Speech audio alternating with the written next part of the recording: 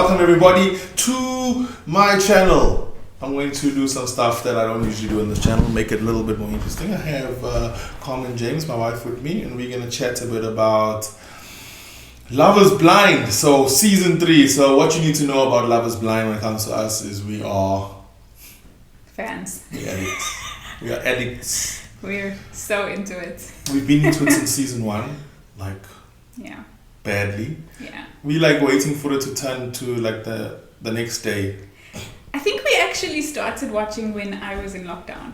Yes. Well, I was in quarantine. Maybe. COVID. Yeah. And we started watching at the same time, yeah. And so we're on season 3. For those of you who've not watched it, Love is Blind, season 3, it's on Netflix. This is a spoiler alert because we are going to talk about what happens in the show. Just a quick premise for those of you who've never seen it. It's a situation where people fall in love. Without seeing each other. So there's the men and women who are obviously trying to match up with each other. It's about 30 or so people that start off, and they date each other without seeing each other. Through a wall, and they basically... Yeah, they get to know each other, ask questions about who they are, get to see the vibe, the personality, and then decide if they really like the other person on the other side. And then without seeing the person, they get engaged. They do the whole thing. And then they have to get married 4 weeks later. It's a roller coaster. So this thing, you have to check it out. We're going to go through, for those of you, this is for those people who watched it. Season 3, right. Firstly, what was your expectations? So having watched seasons 1 and 2 already, to be honest, we watched After the Altar before we started watching season 3. So After the Altar was this show that showed us what happened to a recap. Yeah, the couples of season 2. Are they still together? And then nobody from season 2 was still together. So I honestly started watching season 3 just because I love the show, but I wasn't expecting much. Pretty much trash TV, for those of you who are wondering what it is. It's the lowest. Yeah. And then they tease you at the end, because then you'll watch episode after episode after episode, and then you'll get to a point where there's no more episodes and you have to wait a week or 2 weeks for the next episodes to come out. So, okay, so yeah. What was your expectations for season 3? I was hoping to see I was hoping to see that people actually stayed together after they actually got married. So I suppose time will tell whether we do see that. But my expectations were very low for season 3. I wasn't expecting much, to be honest. Especially after watching one of my favorite couples, Ayana and Jared, break up. Yeah.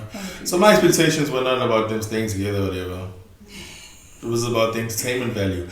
Am I going to be entertained? And look, there was moments in this one where I was just like, ugh, it's just boring couples, and then it really got hard. So maybe let's go to the couples that ended up together. First couple, Alexa and Brennan. Yeah. Very boring. They were such a vanilla couple. The whole season 3, they were so just normal. They didn't provide that entertainment value. Except that she was from a rich family. Super rich. She's Jewish. Her family's the people Kanye West keeps talking about. And then Brennan was he was a country boy with a country hat and a country mother who had a haircut from the bluff. So it was very interesting to see. Yeah, and look, they pretty much fell in love very early on. It was the first couple to propose. Yeah, their first couple, he proposed, and pretty much since then they never fought or argued about much. The only tension was that they were rich and he wasn't, and they made him feel that way. Her family is the kind of rich people that make you know they're rich. Yes. And if you come in their circle, even if they don't say it, you feel like they're judging you if you're not rich. Yeah. And she got a very, in my opinion, she had a very toxic friend circle that she introduced him to. Yeah. She's got those friends that are super superficial. Judgmental. The one even said when he came in, she thought he was the cameraman. I was he was a little bit insecure about like his status compared to hers, because there's a moment where he says, well, obviously you have more money than I do. Yeah, she has way more. Well, she doesn't have, her dad has. Yeah. So, her dad looks... But anyway, they were a boring couple. Yeah. They kind of went through, they got married. Yeah. Nothing really to write home about at this point. Yeah. The other couple that got married was... Matt and Colleen. Yeah. Now, for those of you who watched it. This couple, like, I feel like this couple will end up on the news one day. Yeah. So firstly, Colleen, okay, she was obviously having rejection issues. I felt like she came on the show to find love and get married. Like, that was like her goal. Like, she wasn't going to give up. She wasn't going to leave. She wasn't going to quit without making sure that somebody... She had the pick-me syndrome, Yeah, right? She's a ballet dancer. Yeah. And she is your standard issue, off-the-shelf white girl. She is just like... Yeah, there's nothing special about her. She's every white girl like that you've ever met in your life, like in a person. So, she got rejected quite a bit in the pods. Twice. Yeah. And so the guy she actually ended up with, Matt, that guy got anger issues. Ooh, big time. It's actually worrying because the way he reacted to like seemingly like... Okay, I understand the principle of why he got upset. Obviously, they were not on the same page about a few things, but the way he reacted, he's obviously got like issues. From he's one of those white guys that gets upset and goes, I'm out of here, bro. I'm out of here. He's like that sort of like. I feel like he's also got a bit of SMS. He's short, right? Yeah, a little bit. Short man syndrome, maybe. And she kind of like after agreeing to marry him, flirted with another. Would you say she flirted? Yes. The pool scene. That was flirtation. I feel like, this was my issue, is that we saw the pool scene unfolding. But the way Colleen relayed the pool scene to Matt and the way Cole relayed the pool scene to Zainab, they left out a lot of like of the nuanced stuff, like the body language and the smiling and like because when you flirt with somebody, like it's your face that tells you, it's your body that tells you. And they just kind of relayed the story as in like, she said this, I said this, and this is what happened. Done.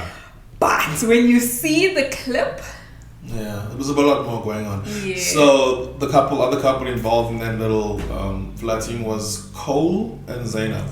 My favorite couple by a country mile.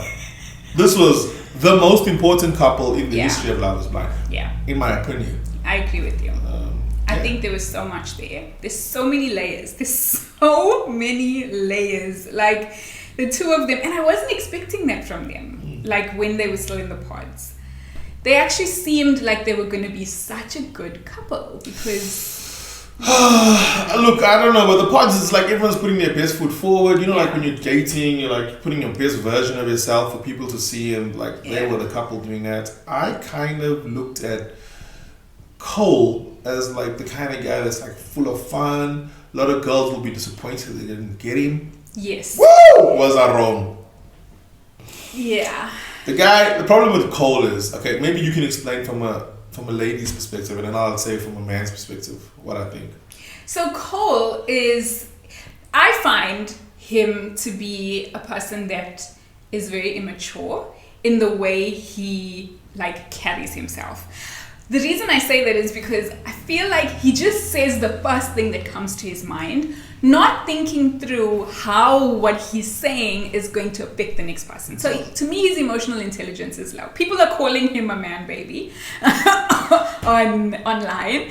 And yeah, I feel like at his core, he's harmless, but he has no self-awareness to actually like stop himself. He doesn't have that filter.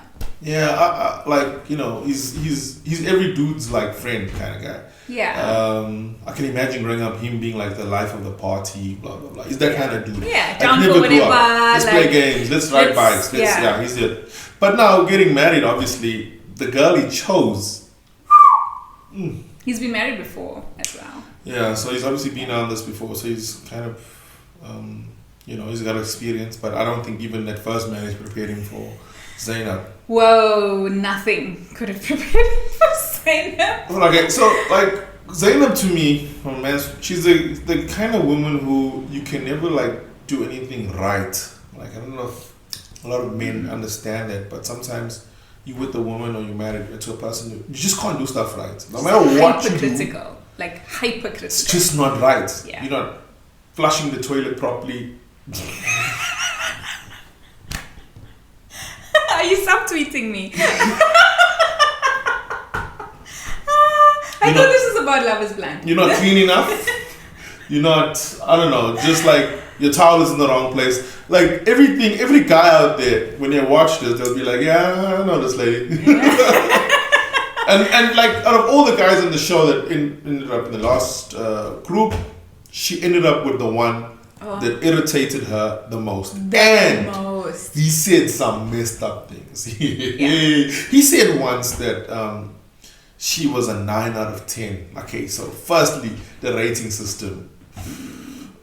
Secondly, she asked him, is there anyone here that's a 10? And he said, yeah, Colleen, the girl from the pool. See, like he should have thought, he actually should have realized, this is a trap, abort mission, go back, don't answer this question. Because it was a trap question. Zainab, being the person she is, was actually looking to trick, like to cause something. Yeah. She You ever been in a relationship where someone sets traps for you? She's that She person. sets traps, and this guy He fell for it. like, he was so just like dumb. Nice guy. So but like nice. just dumb in this relationship about what he was like delusional about how their love was and what they actually had. Yeah. So we'll get to the end. Yeah. Next couple is Bartise and Nancy. Because Carmen really doesn't like Bartise. He's my least favorite human on this entire season.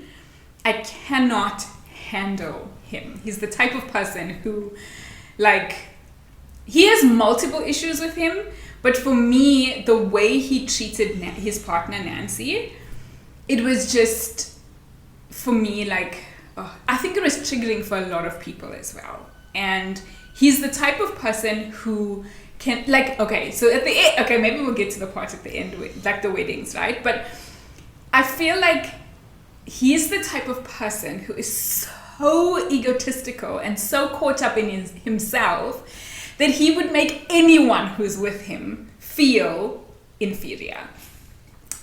Anyone.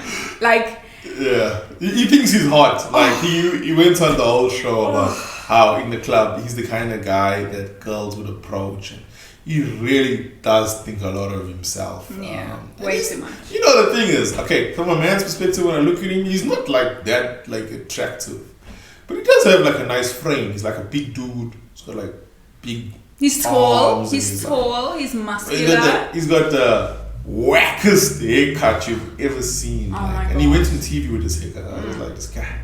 And turns out he was trying to grow a man bun. Yeah, and he's also like he's not like particularly good looking. He's pretty plain in his like appearance, in his facial appearance. Oh, but he thinks he's God's gift to women. It was weird that he thought so much of himself. Yeah. Anyway, and his partner Nancy, she's kind of sweet, very gullible. She should have been with Cole. They would have both been gullible together. That would have been perfect. Like, just like gullible. Yeah. She like he admits late in the show that he gaslit her the whole time. Yeah. Like made her believe everything was cool or whatever the case is. Yeah. But this guy was like just into himself, and she was head over heels and introduced him to her family. Her family though, they knew earlier, nah, this is not the one. Her brothers saw that. Her brother were like, nah, this boy. Yeah. He's not. Because he got like that energy when he comes in a room, like he says the right things to put everyone at ease. Like he's very corporate. Yeah. He's very corporate in the way he presents himself to people. Arrogant. Yeah. Like, so, you know. Yeah. Okay. And then we've got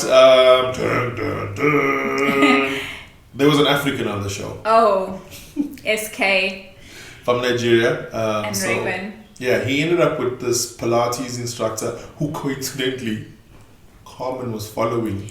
before we even started watching Love is Blind. Obviously, she must have come into my algorithm because I follow some of the previous Love is Blind people. But I've also been getting a lot of Pilates instructors on my feed.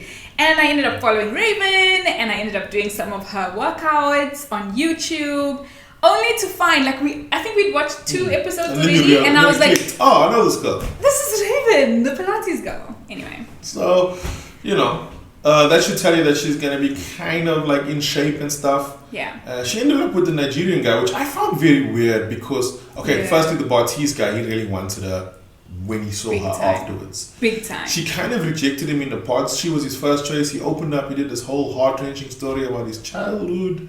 And she was like literally doing like jumping jacks while he's talking. Like, if you want to tell someone... It was poetic when you think about how this whole season ends. Poetry. I think that's why I love Raven. Yeah, so I'm not a fan of her, like, at all. At all. She's like the kind of, like, in my opinion, the kind of girl that you end up in a relationship where you just say yes all the time. Because... she's very headstrong. Yeah. Well, I don't know if she's headstrong. Or, like...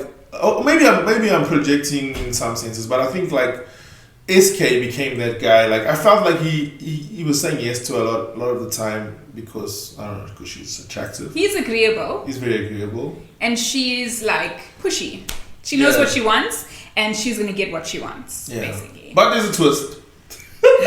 Because he was the like twist. the like just yes, and she didn't really want him in the beginning, like from a physical perspective. Yeah, they didn't have chemistry at all. Yeah. So, but that sometimes that's better, apparently, as the show goes on. And and then we got that it. Yeah, I think that's all. Okay. Yeah, that's all the couples. If there's a couple we're missing, they must really not be memorable. That's true. But I don't think so. I think we got everyone. There's one other guy who kind of like moves in and out. His name is Andrew, and he kind of like almost ended up with Nancy. He was like a choice. But this is the kind of guy who's like always living a better life than everyone. When I went to Paris, I had awesome supercars, because the budget was so flush, and then I was in Africa taking photographs of dead carcasses and lions and blah blah blah. Like, he's just that guy. No matter what you say, he's gonna say something bitter. He got something bitter in his life that's happening, and I'm so not normal. Yeah. I'm so not typical. I'm so extra. My impression of him is that he was like a parody. Like, I feel like he came onto the show to just mess things up. I feel like he scripted a lot of what he was saying. Totally. Because he sometimes, like, he would be asked a question and he would reply with, like, his own thing. Like, what was I supposed to say? I love transcendental sex. Yeah. And then there was the eye drop scene. And oh gosh, he put eye drops in his eyes to kind of pretend like he was crying. And then the Netflix producers, like, they kind of put the scene of him putting the eye drops in the actual thing. It was class. Another poetic moment for season 3. So, very briefly, yes, they run through their relationships. Yeah. They have problems. The flirting across groups, because remember, these people dated these other people. Yes. So you can understand them having feelings still for another person, because they were connecting with that person and they had to make a choice, right? So I kind of get that. Yeah. That they come out of the pods and then they see the person they were talking to and they're like, ooh, okay, so this person here, like, more suited to the type of people I'm attracted to. Like, we might, like, the whole point of the show is Love is Blind. Can you, like, fall in love with someone without seeing them? But until you see them. Yeah. And then it gets real, and then you're like, ooh, I missed out on this person, and maybe I in the real world, I would have chosen this person based on their appearance. So I don't think that, like, it's wrong that their love is not blind. I just think it has to stay blind forever. But it adds, like, such a awesome dynamic from, like, a viewer's perspective when you see everyone getting to see each other. Yeah, and that's rough. That was rough. That dynamic is so interesting. And so basically we're gonna get to the last 2 episodes, or the weddings. The weddings. So first couple to the altar was SK and Raven. So remember, Raven is a Pilates instructor. SK is a Nigerian guy who is making quite an effort to make this a Nigerian wedding. Huge effort. Huge effort. Yeah. He is putting her, she has to wear this and do that. And she is surprisingly cooperative because by this point in the show, she's really like, she's in with it. She's developed feelings for him. She's a hard nut to crack. But I feel like she cracked. And then it like flipped the script and she started like really being into him. But this is the kind of guy that like says like sweet things to his girl all the time, like, and like he just like says, makes her feel special. Which I think a lot of girls like. Yeah, and I think she would like too, because she, like based on what she said about I found it like very like yes man. She's just saying the stuff that pretty girls like to hear. No, I feel like SK is an authentic, genuine person. My impression of him is that he actually means what he says. He strikes me as someone who is very thoughtful about his words. Yeah. So. I get that. I get that. Okay, so they get to the altar, and basically the way the altar works is that they do a little speech to each other, and then the priest or whatever asks them, "Do you take this person to be your lawfully wedded husband or wife?" And the first person that was asked is SK. I don't know what you expected, but. I remember when we watched that, what you did. What did I do? You got up off the couch and took your shirt off and walked out of the room. I did not expect that guy to say, when he was asked, will you marry Raven, who's like this Pilates instructor, everything he's ever dreamed of, to say, I do not. It's got like an American Nigerian accent, and I was like, even funnier to me. It's like, I do not. I was like, It was so unexpected coming from him. I thought she would say no. Yeah, but she might, because he's supposed to go away and study. He's not even finished studying. He's gonna go study for a few years, and then they were gonna be married. So he kind of said no based on the fact that he didn't think it was the right time. It was the right time for them to get married. Yeah. Anyway, so it that was cut. Hey, like I his mother was so embarrassed. Because his mother like tied her veil, and like here she was in this like sexy wedding dress, but with this Nigerian veil on, and his mother like she was physically like. She actually was so uncomfortable. She was so hurt. Yeah. It's almost like she expected him to say yes, and then like he said no, like because the mother really wants him to be married. Be married, like to anyone. To anyone. Like I feel like the mother's dreams in that moment were dashed, and she was just like in her feelings because her son is not getting married today. And so he didn't get married that day. And yeah, it was quite sad. Raven was quite sad. But she was cut. I felt like he gaslit her the whole time. He made her believe that they were solid, but no, she didn't interpret it that way. I don't feel like he gaslit her. I honestly feel like he weighed up the pros and cons. He says in the reunion show that he only made up his mind at the altar. So for me, I feel like I don't feel in any way that SK's no was vindictive or like thought through or deceitful in any way. I feel like in that moment he was like, is this the right time? Is this the right time? I feel like his decision literally came down to the timing, and he was like, I love this girl, but not right now. I don't think we should get married. You like to get married and only at the altar the person wants to decide. It's part of the show! Okay. It's part of the show. So then, let's move on.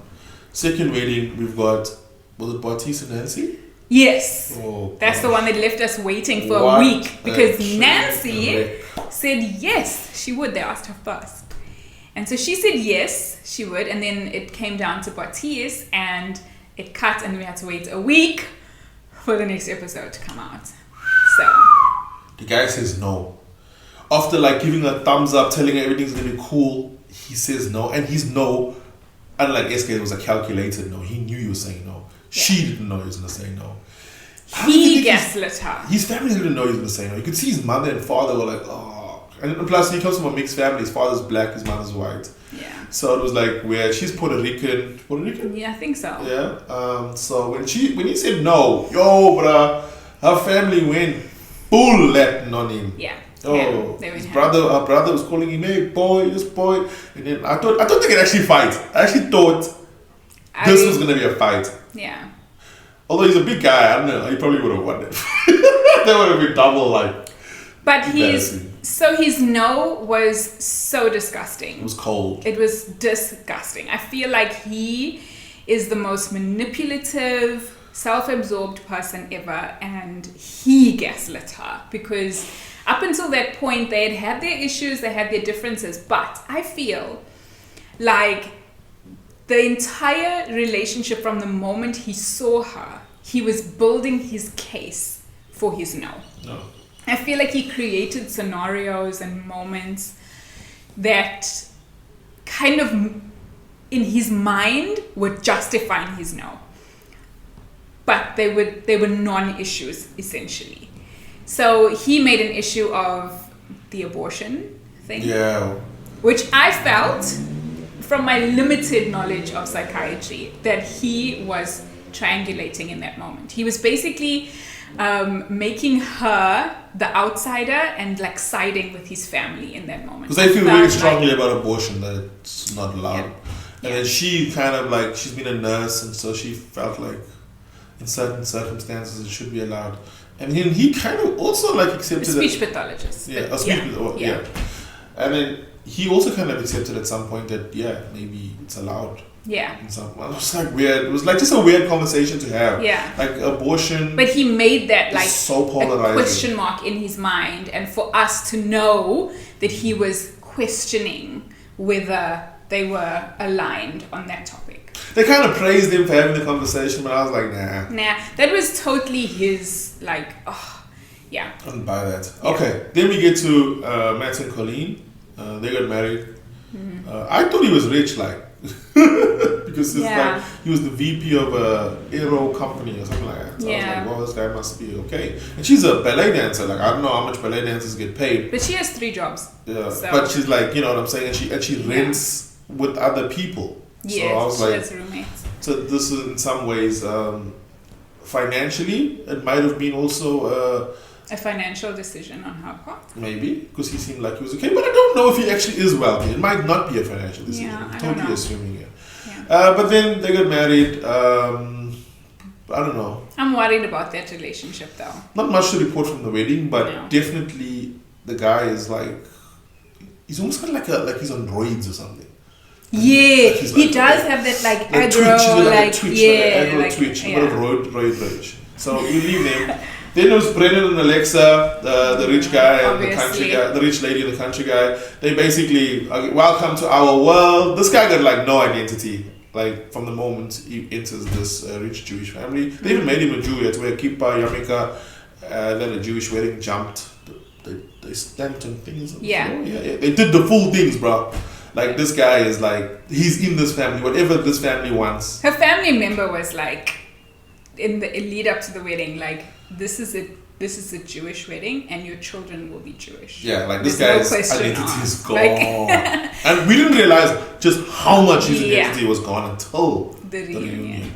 And so, and that's, we missing any couples? Anyone else? Yes, Zainab and Cole! Oh, show. How can I? Oh my gosh. Guys, like... What a train wreck. The absolute worst. I can't even explain to you what happened, like, within my own, like, how I felt. Because it was so... it was painful, man. Because this guy had planned to marry this girl. He told his friends he's marrying her. He was ready to marry her. Gets to the altar. She doesn't just say no. They ask her first. She doesn't say no. She does a full TED talk. They call it a TED. She does a TED talk about how he destroyed her self-confidence. Like basically that he's the worst human being she's ever met in her whole life. She gaslit him as well. Big time. This guy was so confused because he thought she loved him. He thought they were fine. He is literally... She said he single-handedly destroyed her self-confidence. And then she does this talk, and when she finishes it, all her friends or her family, whoever was there on her behalf, like stand up and give her like a round of applause. And this guy is like bawling his eyes out. So I felt, first of all, that was not the place. Not only on your wedding day at the altar, but literally on not live TV, but like on television, to tell the world about all your issues, your personal, private, intimate issues with another human being. That is not she planned that. The way to do it. She plotted and planned and connived, and she was like, he said I'm a 9 how and can I Colleen's get a 10. Yeah, she had a vendetta against Cole, that she was going to make sure that she was going to humiliate him and embarrass him like he's never been humiliated. All under the guise of standing up for myself, which I do understand, and I do get that she needed to stand up for herself, because Cole did say messed up things to her throughout that show that we were shown. But if you contrast what Zay did to Cole and what Deepthi did to Sheikh. Now, if you watch season 2, I want to say a similar thing happened at Deepthi and Sheikh's wedding, where they asked Deepthi first, and she did a TED talk about how she is standing up for herself. She's choosing herself as opposed to choosing to marry Sheikh. Sheikh was an evil human being from the word go. He kept that personality up until even into the reunion show and into like the real world. He is not a good human being. And so when Deepthi does her TED talk and stands up for herself and chooses herself, you feel everyone stands up and claps for her. Like you feel good watching that moment, because you know that Sheikh is not a good person. And he didn't like her. We all knew he wanted white woman. He was an Indian guy who wanted white woman, and he ended up with an Indian girl. And she wasn't. He did wants everything to that's make all sure. he's ever had until her. Yeah. So she was not fitting his thing. Whereas in Cole's case, Cole wanted this girl. So that's why we feel like Cole and Sheikh are miles apart. Although the show kind of tried to put them in a similar sort of archetype character, but it falls apart. Yeah. It really falls apart later. So there we are. And then we got our weddings, we got our heartbreaks, and then we don't know this, but the reunion show is only 1 year later. And the reunion show is like where people's opinions of the characters really changes. Like mine shifted. Let's start with Brennan and Alexa. So this is the family, this guy, they married a year. Was it a year at that point? I don't know but they married for a while at this point. Yeah. And he's now a full-on follower of Alexa and a richness and a rich family. This guy is completely... He's what they call him, a simp. He is... You've been simped. This guy, and yeah.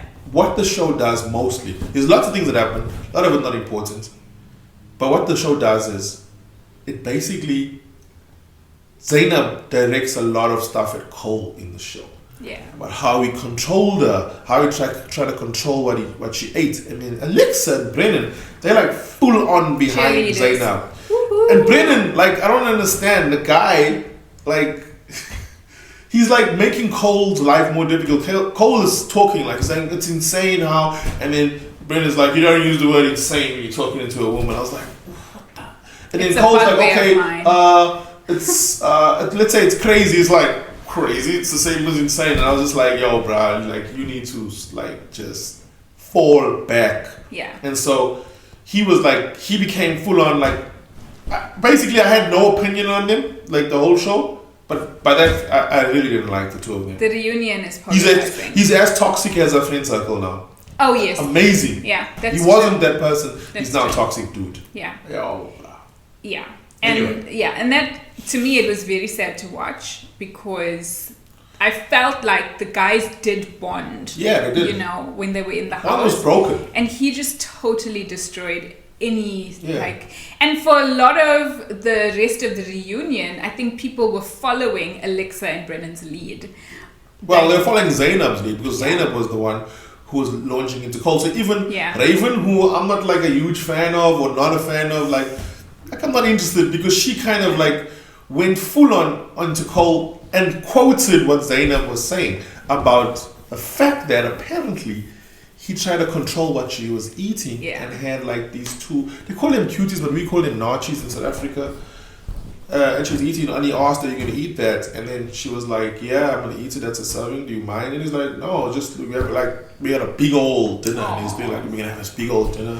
And she's he was so cute. Yeah, he's like so excited we're going to eat later.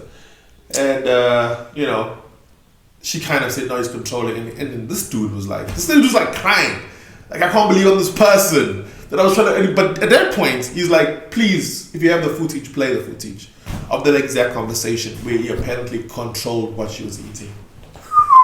What a game changer. Wow. Mm-hmm. I think, after seeing that, to be honest, like, I took it at face value when I saw that clip for the first time. And so I wasn't really paying that much attention to the clip. And it was ambiguous. You're not really sure what's happening. For me, I felt like he was saying, like, you should like keep your appetite or whatever, like, you know. But after he says that, she says, "Well, I've only had a banana and some peanut butter for the day." And he's like, "Well, why? Like, why haven't you eaten?" I offered you a poke bowl. And then I was like, oh, okay. He actually was literally saying, we're going out for dinner later. He was obviously excited about the fact that they were having a date that night and that they were going to wherever they were going and that they were going to have like a big meal. And he didn't want her not to enjoy the meal. And so his intention in saying, "Are you going to eat that?" was not about controlling what she was eating. It was about like, I don't want to be maybe at dinner later and I'm the only one enjoying the meal. Oh, man. But by that stage, like, actually, like, Raven actually brought up the cuties thing. So I was like, you guys are all in. Like, all of you guys are just in. Nancy was in. Nancy's looking at him like she hates him. Yeah. And he even said, "Why are you looking at me like you hate me?" It's because Zainab's my girl. Like, this girl, Zainab, had completely manipulated the whole set. She's so manipulative. She even told the story. Now, I don't know if the story is true or not, but she told the story that he told Cole, her fiance, told her that at the bachelor party, there was a girl that he almost kissed and she didn't want to cheat. And he something like that when you watch it. He took her number. And he was like, "What? What story? What are you talking about?" Like, she had the story like all worked out. And he was like, there was no girls at the bachelor party. We went to like a... They went to like a rodeo. Like a rodeo. And like, we all watched it. So all the other guys... Like, and also, this is why I don't think much of guys like SK and Brennan and all of them, because, like, they don't want to offend their girlfriends. That was an opportunity for SK and Brennan and them to say there was no girls. Because, like, the whole world watching that show saw there was, like, there was no girls. The girls had lots of guys. Yeah, the girls had, like, they were twerking, that guys, like, in their face. So it was so weird that she was like accusing him like of something that happened in his bachelor party when it was actually the what do you call a ladies' bachelor party? Bachelorette. The bachelorette where things was going down. And then like Matt's like, "I jumped in the Uber and went home." Brennan's like, "I don't know, I was drunk." Like, that was such a slimy cop out. You could have just said, "You know what? There were no girls. Nothing happened." Yeah. He did the whole "I was drunk, I can't remember." No, he remembers. Yeah. But he was like, it was Cole was the target, so he couldn't now suddenly be defending Cole. Yeah. They'll take away all these new clothes that they bought for him. He's in too deep. I think that I'm so happy that Cole has been vindicated. Is that the word? Well, this is how he gets vindicated. He asks Netflix to play the clip of the cutie scene. Please play the clip where he's accused of controlling, and they do play the clip, and you know they play the clip after the reunion. So it's really after the reunion that everyone watching basically splits into two sides, but not equal sides. Let me just say that. The majority. There are some people that are still thinking that Zainab was well within her rights to treat Cole the way she did, and I can understand that. He said some messed up things, but the overwhelming majority of people clearly watched the final clip and thought, I think we've been manipulated here. We've all been gassed by Zainab. Like, it was a massive achievement on her part. Yeah. She is the most important character in this whole thing for me, because I don't think anyone who's ever been like gaslit in any way ever felt there was a way to prove it. Yeah. And like literally. But we all saw it like unfold before our eyes. So some people are team Zainab. Zainab had the right to stand up for herself. Some people are team Cole. Me, I'm team Netflix. For them to play that, they knew that clip was going to clarify stuff. Yeah. They didn't have to play it. They could have just left it in the air. Yeah. But they actually played it. And I'm like, yo, bruh. Good on Netflix. Good for you for playing that. Yeah. Anyway, that's the show. Love is Blind. If you haven't watched it, I know we've like basically told you everything that happened, but it was really a great show. And I wouldn't use the word. Well, I mean, this is like it is trash TV. But what I mean is, like, I feel like there were so many lessons, and I feel like there was a lot of lessons in the show. True. I feel like there was everything from, you know, what your values are, who you are as a person. I feel like there were personality disorders. I feel like there was something for everyone in the show, and it was very entertaining. They kind of put all the people with the most insecurities and the most arrogant people they could find in one show. Yeah. And they were like, let's see how this explodes. Yeah. Personality types. I wouldn't be surprised if they actually did those sort of personality analysis before. Possible. To make sure that they like putting some weirdos into the pot. That being said, these people still chose each other. True. But I mean, weirdos will choose each other, so. Yeah, which means that sometimes we choose, like if we dependent, we choose narcissist partners. Absolutely. So, you know. Yeah. Anyway, that's the show. Yeah. Take care, everybody. Ciao. Please subscribe. Yes. That's what they say. Subscribe and like and share. Blah, blah, blah. Ciao. Peace. Bye.